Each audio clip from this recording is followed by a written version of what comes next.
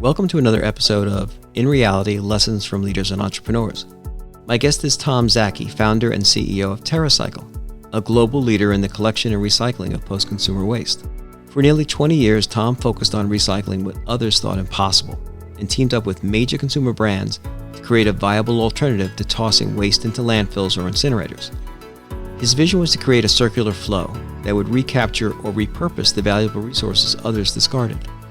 Tom has been a featured speaker at many conferences, including the World Economic Forum in Davos, Switzerland, and has authored several books on the subject. So we have with us today Tom Szaky on a Skype call from his offices of TerraCycle in Trenton, New Jersey. Tom is the founder and CEO of TerraCycle, and we welcome him to our broadcast. Welcome. Thanks for having me. Much appreciated. Sort of a little bit of background. So I know you and TerraCycle, you've received literally hundreds of awards and recognition from a host of organizations, including the United Nations, World Economic Forum. I hate to just name drop, but Forbes magazine, Fortune, Entrepreneur magazines for your business and sustainability efforts. But as with many endeavors, it sort of started very, very small. And, you know, when you read your bio and your history, it sort of started with this terrestrial invertebrate called an earthworm. Maybe you could bring us back to those beginnings and tell us what the genesis of your business model was. Oh, my goodness. Yeah, that is a throwback. So maybe I'll take an even bigger step back to give you some context. So I was originally born in 1982. That's only relevant because where I was born in Hungary was still communist because the Iron Curtain fell in 1989. And in 86, when I was 4, Chernobyl happened. And the real importance of that to me was that the borders collapsed in Hungary for about a day, and we were able to escape, my parents as political refugees. And we ended up in Germany, then Holland, then Belgium, and anyway, long story short, in Canada. I effectively grew up there and then came down to Princeton for university, so I ended up in New Jersey. And I mentioned that story because I went from communism to capitalism, and I fell in love along the way, no surprise, I'm sure, with the idea of entrepreneurship. It's a wonderful embodiment of capitalism. It's an embodiment of the American dream. I mean, isn't it awesome? You can work hard and be anything you want, you know, obviously with a little luck along the way. Yeah. So if we could just back in reading some of your biography, it seems as though you were really influenced, you're growing up in Canada, especially from being a sort of like a conservationist, right? Yes. Canada for me brought about just a deep, profound love of nature. I mean, I think many Canadians would echo that. And I can't quite put my finger on it, but I know a big part of that feeling in me came from my Canadian upbringing. Mm-hmm. So now you find yourself at Princeton University. Yeah, loving entrepreneurship. And I remember this moment so clearly. In my economics class, which was the first class I was taking, Econ 101, the professor gets up on stage. So think first class, first lecture, first anything in your university environment. And the professor goes up and says, "What's the purpose of business?" And I'm actually curious, how would you answer that question if you were asked by an econ professor? Well, typically you would talk about you're generating value for shareholders and stakeholders. So exactly right. Profit to shareholders, right? Right. And yeah, so that's the answer that she was looking for. And I am totally not anti-profit. I'm a diehard capitalist, so on and so forth. But I was like taken aback by the answer. I was like, wait a minute, is that really why all the stakeholders that interact with a company, the employees, the customers, the vendors, the ecosystem of people who make a company exist, is that why they serve the company, profit to shareholders? And I landed on no. I mean, I was like thinking, wait a minute, no, the purpose of a company has to be much bigger than that. It's not that profit to shareholders is bad. It's that there's more to it, you know? And that shouldn't the purpose be, what does a company do? How does it leave the world? What service does it provide to make the world a better place, or product or whatever, to really improve lives? And to do so at a profit. Again, not vilifying profit, but just repositioning its point in the value equation. And so that led me on a journey where I wanted to create a company that put purpose first and would do that purpose at a profit. And so that sort of started this search. And, you know, to your point on earthworms, I landed on garbage because, well, to be honest, you know, my friends in Montreal, they were going to McGill, were growing these amazing plants. And I just loved the theory that they were taking organic waste, you know, garbage, feeding it to worms, making a very valuable output. You know, that was what started the journey for me, falling in love with the idea of waste. Because there's so many unique things about it. I mean, everything we buy will one day be property of a garbage company. And for how big that is, it is strikingly surprising how few innovations there are relative to the scale of that statement. Yeah, and I think that's one of the things as your journey moved forward now, and just without staying on these early moments for you, those aha moments, I can only imagine you put together some sort of an operating plan, right, for your first endeavor. And probably you were faced with a lot of people that looked at you and said, really? Earthworms? Poop? who's going to buy this? What is this all about? So you were really sort of like breaking new ground, I guess, right? Oh my God, everyone around me, my parents to my friends, investors, everyone thought this was totally nuts, this idea of creating a worm poop company. And they were honestly probably right, but it's a starting point. And I think the trick to entrepreneurship is you have to just start and then own your mission, but be flexible how you accomplish it. But today we don't do worm poop anymore, not at all. And we've pivoted while keeping our mission central. Right. Now, it's interesting you say that, keeping your mission central. So it's really all about having core values and having a purpose. And I like the way you phrase that, because people want to go to work for companies that they align with their values and they see something more than just passing papers along. Rather, they make things that benefit society, as an example. I think that's a big part of it. And I think, too, that people more and more are looking for the so what. And the so what isn't profit. The so what is, why do I come to work every day? Why do I wake up in the morning? Why should I work at this company or patronize this company versus any other? And that, to me, is what purpose is all about. And for us, our mission, our reason of being has never shifted. It's always been to eliminate the idea of waste. How we've accomplished that has varied and has grown tremendously, but fundamentally, the reason of being has never shifted. Right. And, one of the things about TerraCycle, and I want to make sure that everyone really understands that the essence of what you do is people have looked at recycling a variety of different goods that were really just called unrecyclable. And you've managed to come up with ways of recycling those materials. And then you use a term called upcycling to create new and different products from those.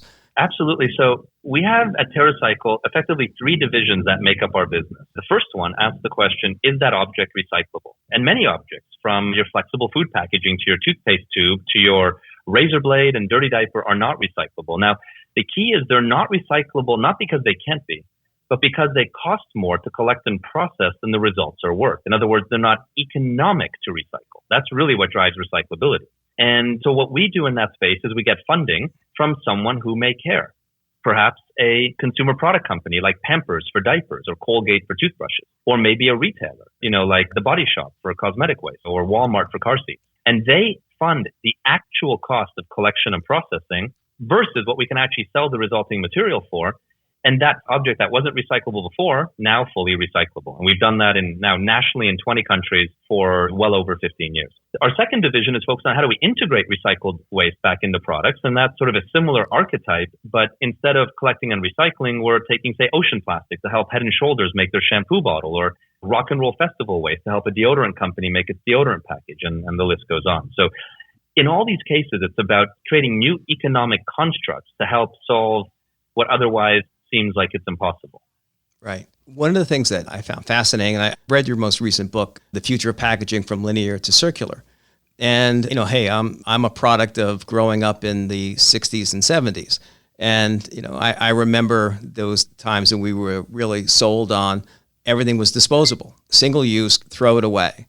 This was a very alluring idea as we're growing and we're busy, and it's so easy just to toss it away, not really understanding the consequences. What are we doing to the planet? And it wasn't probably until decades later that we started to realize, wait a minute, we're just piling garbage up around ourselves. What are we going to do with this? And that's where your business came in. And then I love the new business model. And maybe you could tell us a little bit about Loop.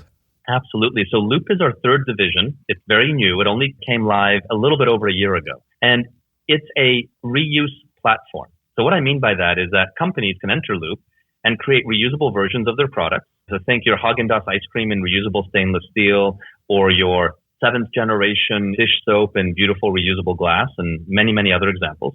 And this has been embraced by the world's biggest companies. In fact, most of the world's biggest companies are now a part of this, creating reusable versions of their products. And then retailers, like here in the US, Kroger and Walgreens, or Carrefour and Tesco in Europe, and Eon and Woolies in Japan and Australia, so on and so forth, enter the program to be able to sell the assortment of these reusable products. And then our role at Loop, beyond getting brands to participate and retailers to participate, is to become the waste management function of reuse, where we pick up the empties, either from store drop-off or from e-com, or we pick up from your home, and sort them out, store them, clean them, and provide them back to the manufacturers who refill them to allow that virtuous cycle to repeat. If you take the e-com version of Loop, it's sort of like the milkman on steroids. Just imagine the milkman with everything you've ever had of the world's biggest and best products.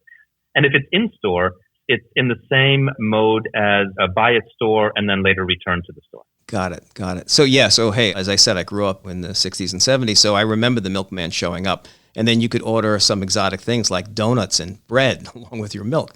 It was quite the system back then, but again, with the growth of supermarkets and then superstores, we were all told, no, you just throw that away, you come back and you buy a new one. What I find interesting, though, and especially in today's environment, and I'm not sure relative to the pandemic and what it's done to us, and one of the things that I personally noticed was the reports about cities whose pollution was so terrible they hadn't seen blue skies in years. And within weeks after we sort of had to shut down and stay inside, blue skies came back. In Venice, they said the water was clear. They could actually see fish in the water.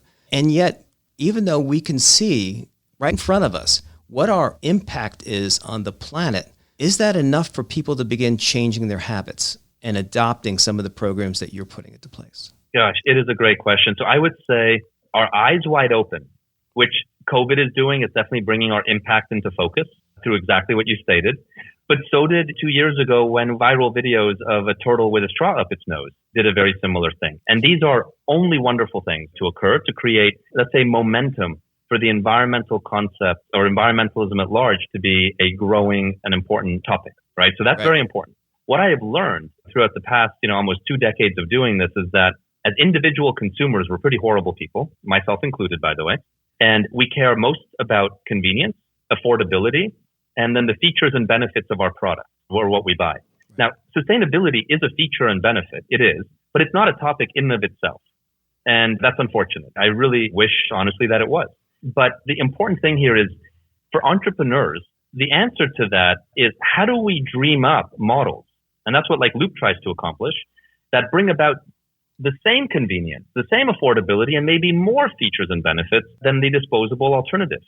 And if we do that, win on the same playing field as, say, single use, then we have a chance of winning. But if we ask the individual to spend a lot more, do something that's way more inconvenient, then we're only going to ever attract a very small percentage of the public, not enough to make meaningful change, at least in today's environment. Right. You have to achieve some level of scale. And one of the things that, and I know a lot of people are not aware of this, is what's been happening to the recycling business in general. Things that we believe that we put by the curb ends up going back into manufactured goods. Oftentimes, unfortunately, just stays in a landfill or trash for fuel. And we have to change that, I think. Yeah, you're absolutely right. And one of the big challenges of COVID is the benefit is what you said earlier. Our impact on the environment is coming into focus. But one of the major negatives is recycling is being horrendously negatively affected because COVID has driven down oil prices.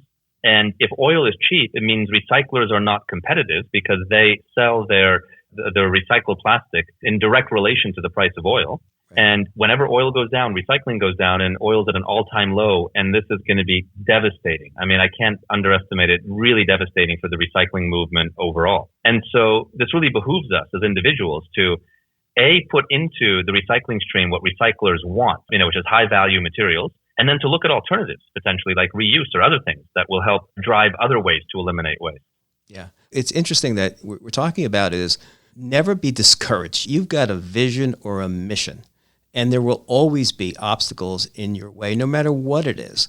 So you've just got to be resilient. You have to have grit. You have to be able to persevere. And don't lose focus on those core values in that mission, I think. Yeah, I think you have to be almost crazy about how optimistic you are because the chance of failure is very high. In fact, you're going to keep failing over and over and over. And so you have to have almost a blind utopian optimism to get you through. I think that's the answer for any entrepreneurial journey, right? And the more disruptive you are, the more you're sort of breaking new ground. Those would be synonyms. The more you should honor that. Yeah, so what you're looking for is society to transform. I'm not just going to ask you to change your habits a little bit. You've got to really sort of change your focus. You're absolutely on target relative to any entrepreneur and the importance of, again, defining what your main objective is, defining that vision. And then, I wanted to ask you also the importance of that. I mean, we talked about it earlier about that business plan you put together. Really the importance, the ability to articulate clearly so to get people to come in behind you and say, okay, hey, I want to join the movement, right? Yeah, I think, the business plan and so on is helpful, right? But sort of frame out what you're thinking, but don't sort of assume that's the guidebook. I think what you want to be really focused on is how flexible you will need to be around executing such a plan. Got it. So, hey, when you hit that bump in the road, you got to be able to course correct. You used the word pivot earlier, even your own organization. How do you maneuver and make changes, right? You got it. Yeah. So listen, I'm going to give you a quick lightning round, some questions for you, and we're going to keep the answers short. So quick questions. What keeps you up nights? What keeps me up would be, gosh, that's a good question. For now, like today, it's really about what is COVID going to do to the world of recycling and reuse. Got it. So next question.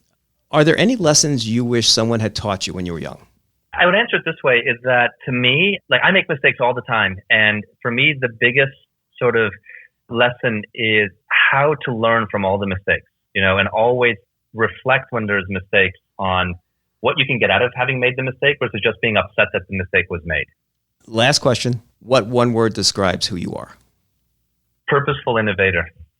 And it's 2 words, but we'll go with you.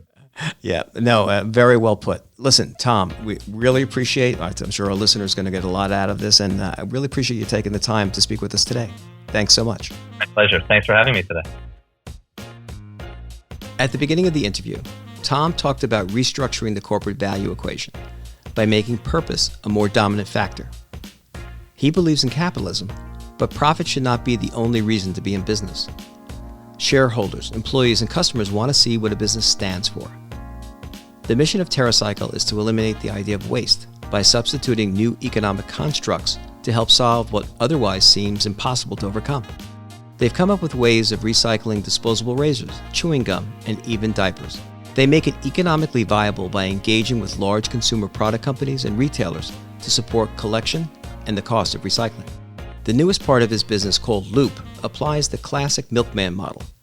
Drop off the product, pick up the empties, clean them, and provide them back to the manufacturers to refill, and then have the cycle repeat. In this case, Tom amplifies a classic model to meet new economic and environmental challenges. Today's business leaders and entrepreneurs need to follow Tom's example that capitalism and environmentalism must more than coexist, but become a singular construct for all businesses. We thank Tom for sticking with his passion, focusing on eliminating waste as a consequence of consumerism, and showing how a meaningful core purpose should drive your company. This podcast is executive produced by John Rebecchi and New York Institute of Technology in conjunction with School of Management and the Office of Strategic Communications and External Affairs. The Director of Professional Enrichment and producer of this podcast is Deborah Cohn. Our executive producer and social media strategist is Paulina Lamanier. Our audio editor and mixer is Brian Falk from Abacus Entertainment. Special thanks to Constance Talacia and Petra Shantaraga. Until next time.